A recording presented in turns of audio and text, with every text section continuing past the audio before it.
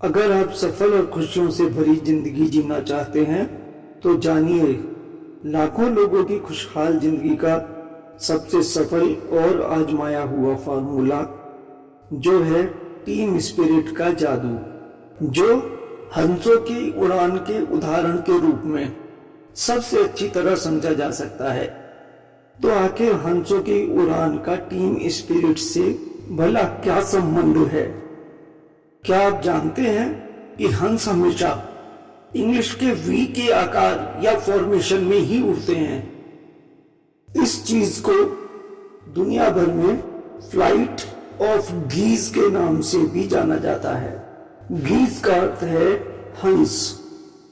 आपको जानकर आश्चर्य होगा कि हंसों की यह उड़ान साइंटिफिक रूप से एरोडायनामिक्स के सिद्धांत पर आधारित है, जिसके आधार पर दुनिया भर की एयरफोर्स भी इस फॉर्मेशन का पालन करती हैं।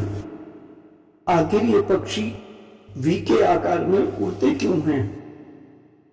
पक्षी जब हवा में आगे बढ़ते हैं तो हवा उनको आगे बढ़ने से रोकती है।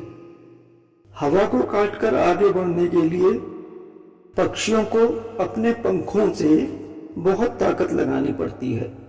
अपने मुश्किल समय में जब एक जगह दाना पानी खत्म हो जाता है तो हंस एक जगह से उड़कर दूसरी जगह, शायद बहुत बहुत दूर और कभी कभी तो दूसरे देश तक के लिए उड़ान भरते हैं।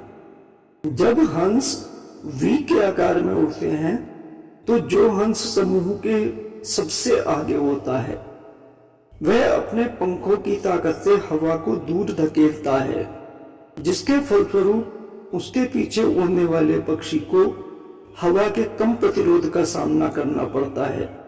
उसके पीछे वाले को उससे कम और उससे भी पीछे वाले को और भी कम। इस प्रकार उड़ते हुए कुछ समय बाद आगे वाला हंस झुंड में पीछे की ओर चला जाता है और एक दूसरा हंस उसकी जगह ले लेता है। इस प्रकार उड़ते हुए हंस अपनी शक्ति का 70% तक बचा लेते हैं और बहुत दूर तक की यात्रा सफलतापूर्वक कर पाते हैं। झुंड के कमजोर और बीमार पक्षियों को झुंड के बीच में या अंत में रखा जाता है, जिससे वे कम प्रयास से भी अपनी उड़ान पूरी कर सकें। यदि समूह का कोई पक्षी बीमार होकर नीचे गिरने लगता है तो समूह के 2 या 3 पक्षी उसके साथ ही जमीन पर उतर आते हैं और तब तक उसके साथ रहते हैं जब तक वह स्वस्थ ना हो जाए या उसकी मृत्यु ही ना हो जाए। उसके बाद वे फिर से उड़ते हुए किसी नए समूह में शामिल हो जाते हैं।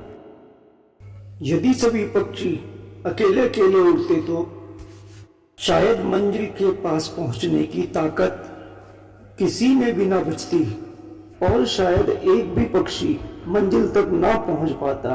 परंतु साथ साथ एक दूसरे के सहयोग से सभी को मंजिल मिल जाती है।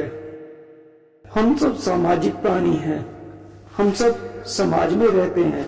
समाज खुद में एक टीम या समूह है।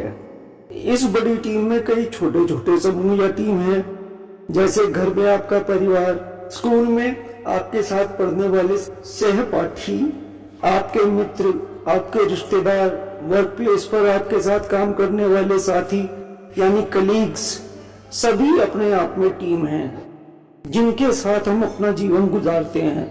टीम भावना या टीम स्पिरिट का मूल मंत्र है सबकी खुशी और सबकी उन्नति, परंतु सबके सहयोग के साथ। आमतौर पर हम सब अपनी जिंदगी सिर्फ अपने बारे में सोचकर गुजार देते हैं। ज्यादा से ज्यादा हम अपने परिवार को इसमें शामिल कर पाते हैं। टीम स्पिरिट के लिए अकेली शर्त है स्वार्थ का त्याग, अर्थात सिर्फ अपने बारे में सोचने की इच्छा का त्याग। इसका अर्थ यह नहीं कि अपना भला सोचना छोड़ दिया जाए, बल्कि इसका अर्थ है सबके भले की इच्छा को भी अपनी इच्छा में शामिल कर लिया जाए। हम सभी को आगे बढ़ने के लिए एक दूसरे के सहयोग की आवश्यकता होती है। समाज में हर किसी के पास कुछ ना कुछ अधिक होता है और कुछ ना कुछ कम। किसी के पास धन अधिक हो सकता है, पर हो सकता है कि शारीरिक बल कम हो। किसी के पास शारीरिक बल अधिक हो सकता है, तो हो सकता है कि उसके पास धन कम हो। और किसी के पास ये दोनों चीजें अधिक मात्रा में हो भी, पर हो सकता है उसके पास समय ना हो। ऐसा नहीं हो सकता कि किसी के पास सब कुछ हो या कोई ऐसा व्यक्ति भी हो जिसके पास कुछ भी ना हो। यदि किसी के पास देने के लिए ना धन हो, ना उसका शरीर इतना मजबूत हो कि वह शारीरिक रूप से किसी की मदद कर सके, इसके पश्चात भी दूसरों को देने के लिए उसके पास कम से कम समय तो अवश्य ही होगा, जिसमें वह और कुछ ना सही दूसरों के लिए सच्चे दिल से प्रार्थना तो कर ही सकता है। यदि हर इंसान सोच ले कि वह हर उस चीज को दूसरों के साथ बांटेगा जो उसके पास अधिकता में है, तो शायद सभी के पास सभी कुछ होगा। इस प्रकार हर इंसान सुखी होगा, सफल होगा और जीवन के सफर को बहुत बेहतर तरीके से तय कर पाएगा। चलिए हम भी जीवन के इस शानदार जादू को जगाते हैं और इस तरह हमारा, दूसरों का, यानी हम सभी का जीवन सफल और खुशहाल बनेगा 100%।